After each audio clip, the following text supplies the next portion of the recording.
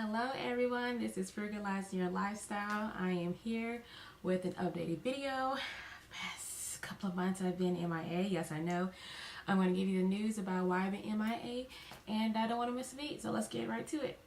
So the last video I put out there, I'll go over the last two. So the one prior to it, I was having really back problems. It was my birthday, so that was around June. Well, come to find out, you guys, I am pregnant. I'm prego. I am love on top. I am, yeah, it's going down, but I'm not going to spend too much time on the topic. But I do want to, guys, let you know that's what was going on and why I was having back problems. And this thing was working its way through and letting me know through body what was going on. So we found out that was a problem. After that, the video we uploaded next was one of the bedrooms was very humid. It had a lot of dry air and we could not get the air controlled right.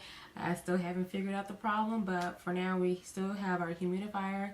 The cactus plant is still in there, hopeless thing. I'm not doing too good with it. I just can't do the plants, but it's okay. I'm still trying.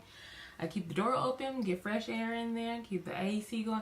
So this is what it is. It's probably just how the system is ran. The air conditioning system is ran in the house. So yeah, let's get right to this video right here.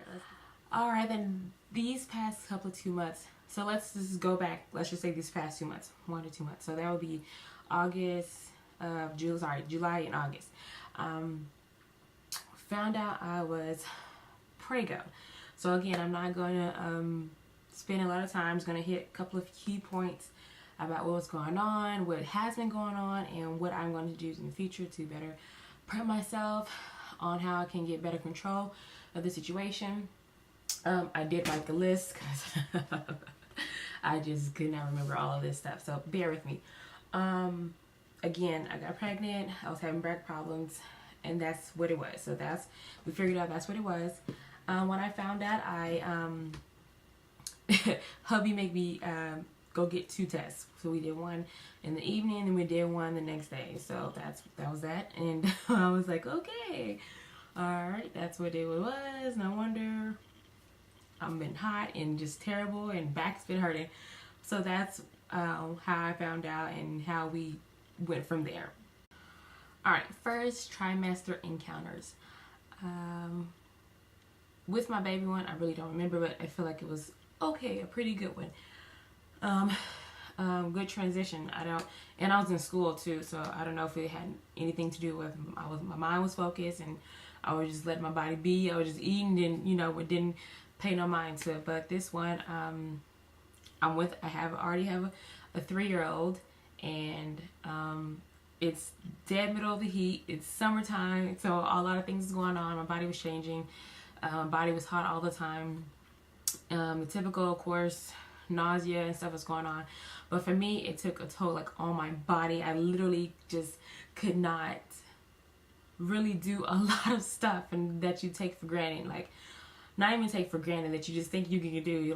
For me, I had trouble just moving around the house, going outside. The heat was tearing me up. I feel like it was just destroying my body. Every time I went outside, it just was eating up everything. Food was not the pleasing thing. The things that you take for granted, you really just appreciate the people who are around you or help you do all these things. So for me, walking around the house, going outside, food, helping my baby have fun. We have our lots of play dates, doing activities with her, all that stuff.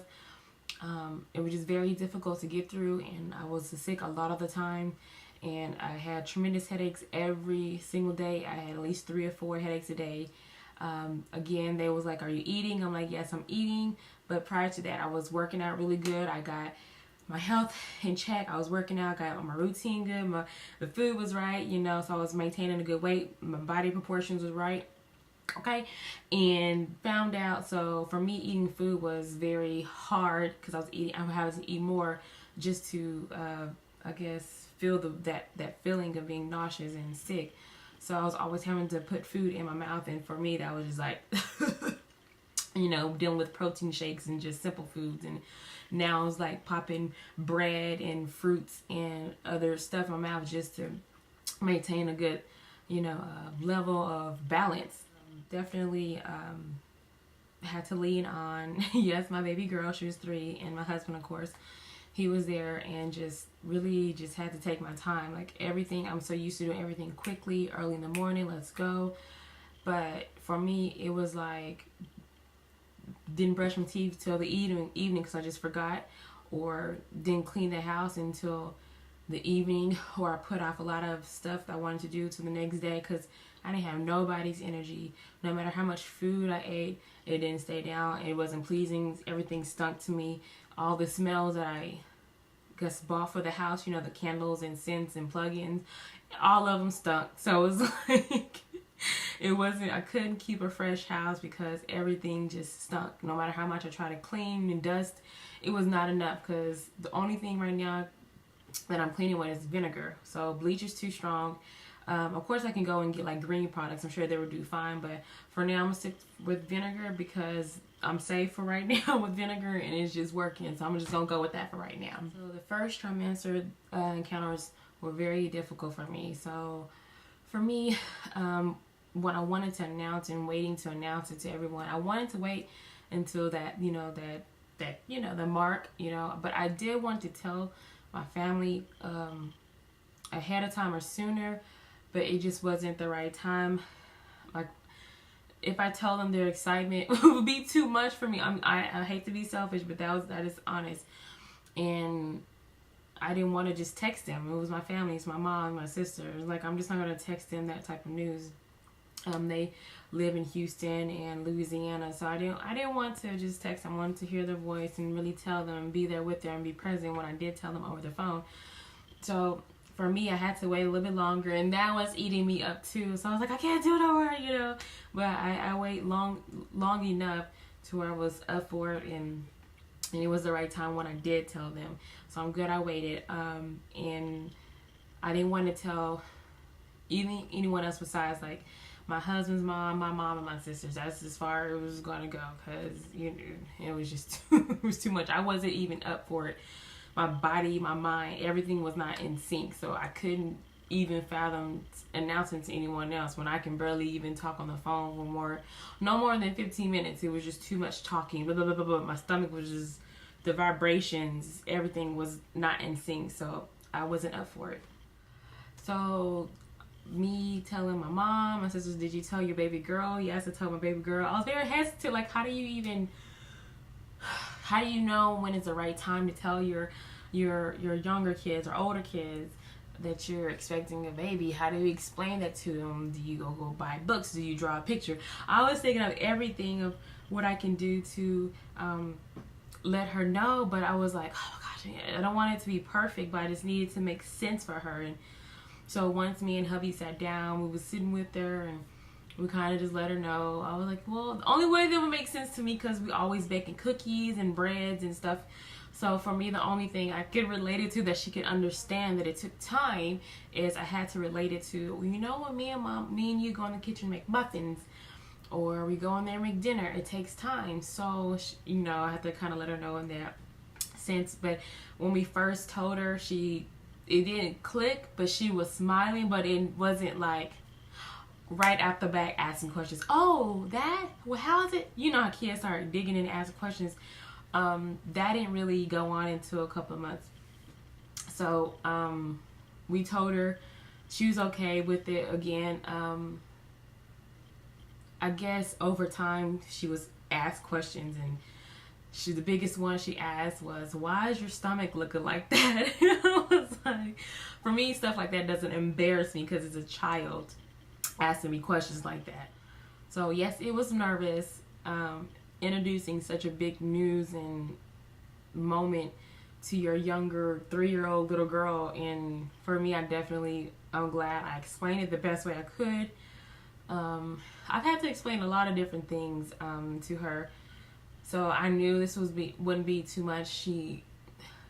I'm not gonna cry, but I don't think I've never told no one this, but she asked me, Mommy, why is your skin color different from mine? She told me stuff like that, and I explained it to her. I said, you know what? Look at these box of crayons. They're all different color, but they serve one purpose.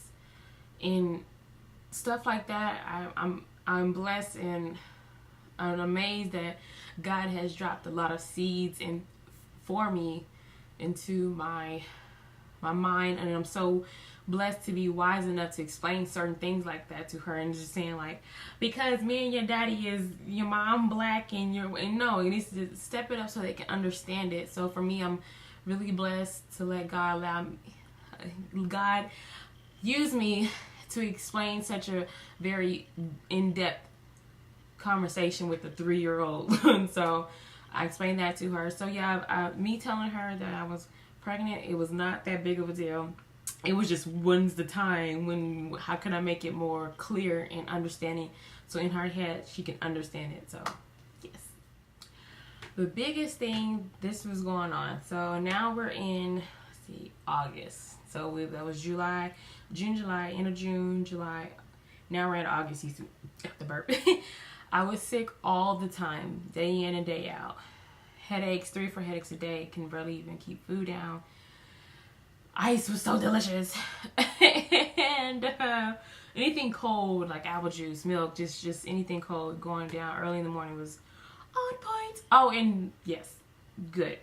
So I was sick all the time, and me and baby girl would clash so much, like to the point like it was just too much for me to even like want to talk. And I was like, I'm not going to sit here and just be like, whatever, I'm pregnant, she's expressing herself. And I was like, no, I can't just do that to her, because I'm so in tune with her and so active with her. I do, different like word books, you can start them off by, it's like a pre-K learning book. So that I'm so involved with her. So for me not being able to do that, doing science projects, arts and crafts, all that was like getting to me, and I couldn't go outside because the heat was tearing me up. So after being sick, I figured out, since we was clashing so much, arguing over socks, and it was too much for my body to handle, mind, body, and soul, I just figured me and hubby should go ahead and enroll her into a school.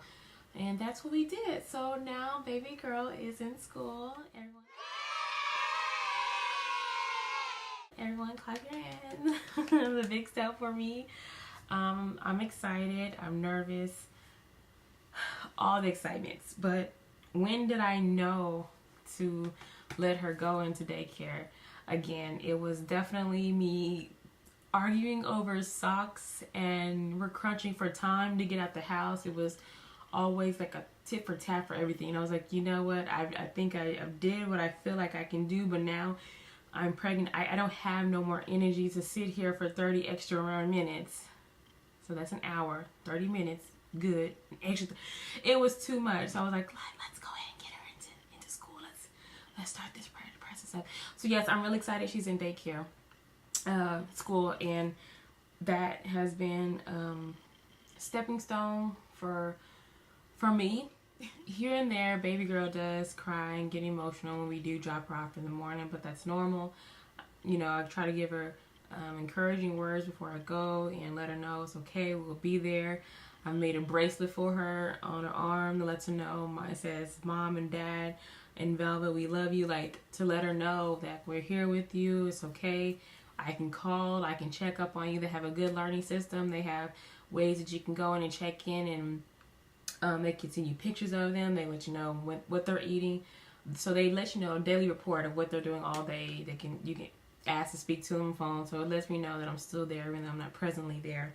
I reached out to people who had kids and who had girls, and I'm like, I ain't gonna say OCD, but everybody knows that the toilet needs to be clean and you don't want your kids sitting in no pee or anything like that. So for me, I was like asking people who had girls, like, do you tell them, like, do you take a purse, let them take a purse with them with school? Do you have a spray with them so they can wipe down the toilet? And they let me know, because, some of these toilets be, kind of. So I just wanted to make sure she understood. Every morning I tell her to make sure she wraps toilet around the tissue, if not spray. So it was a big thing. That was probably the biggest thing for me, is making sure the bathrooms were clean, because they're 3 and 4. Kids still make a mess. We're not all perfect, especially not at that age. So for me, that was my biggest hurdle, is making sure the bathrooms were clean.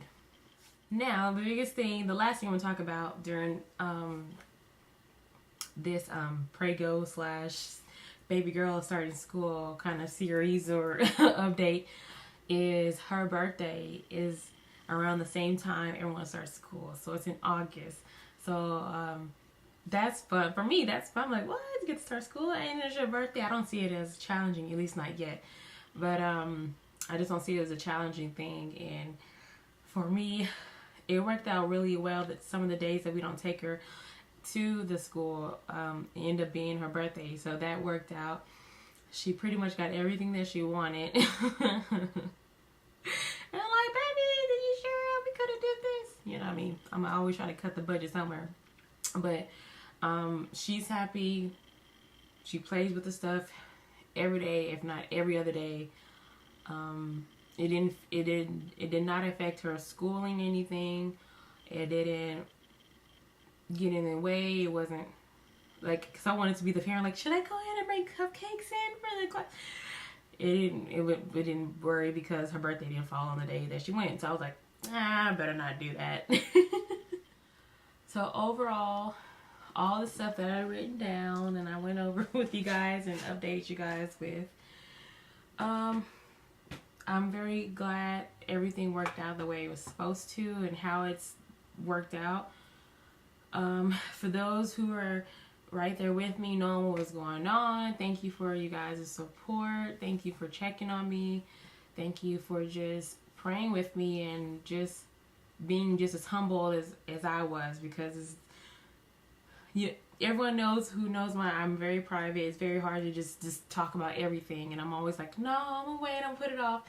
And thank you for being silent with me and just respecting that space and that time with me. Thank you for loving me and my family and wishing baby girl a birthday. I really appreciate that. I hope I caught everyone up to what has been going on for the past 3 months, and so I'm ready for the next 3 months. I already got some stuff planned out and I'm ready to put it to action. So this is Frugalizing Your Lifestyle. I hope you guys have a good one. Later.